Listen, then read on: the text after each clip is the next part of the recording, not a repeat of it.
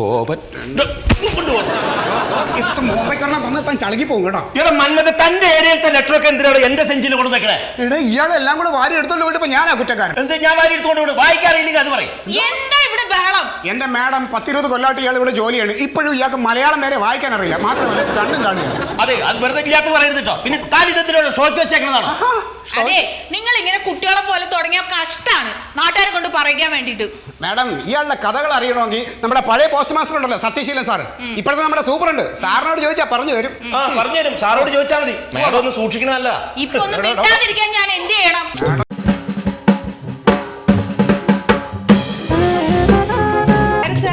നമസ്കാരം നമസ്കാരം നമസ്കാരം. അയ്യോ സാറിന്റെ കാര്യം ഇപ്പൊ പറഞ്ഞതേ ഉള്ളൂ.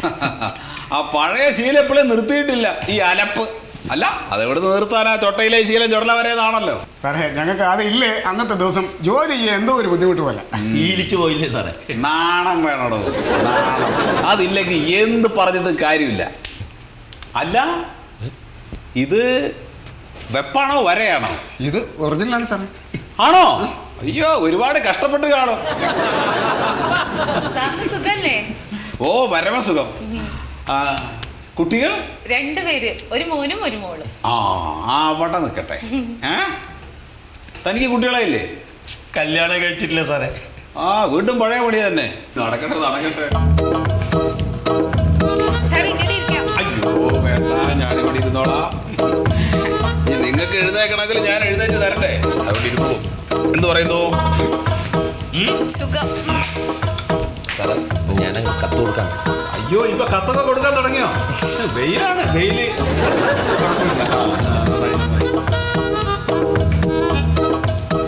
ഹസ്ബൻഡിനൊക്കെ സുഖം? അയ്യോ കല്യാണം കഴിച്ചില്ല സാർ. കല്യാണം കഴിച്ചില്ലേ?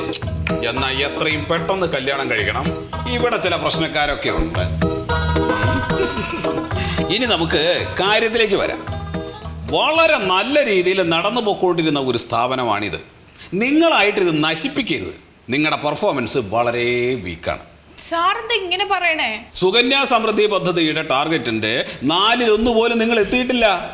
സാർ ഇങ്ങനെ കുറ്റപ്പെടുത്തരുത്. ഞങ്ങൾ അതിനുവേണ്ടി ശ്രമിക്കുന്നുണ്ട്. ജനോപകാരപ്രദമായിട്ടുള്ള പല പദ്ധതികളും നിങ്ങൾ ഉദ്യോഗസ്ഥന്മാരുടെ പിടിപ്പുകേട് കൊണ്ടാണ് ജനങ്ങളിലേക്ക് എത്താത്തത്. ആ സ്ഥിതി മാറണം. ഞാൻ സൂപ്രണ്ടായിരിക്കുന്നിടത്തോളം കാലം അത് നടക്കില്ല. മന്മത സാർ. അപ്പൊ എല്ലാരും കൂടെ കൂടി ചേർന്ന് ആ സ്ഥിതിയൊക്കെ ഒന്ന് മാറ്റണം.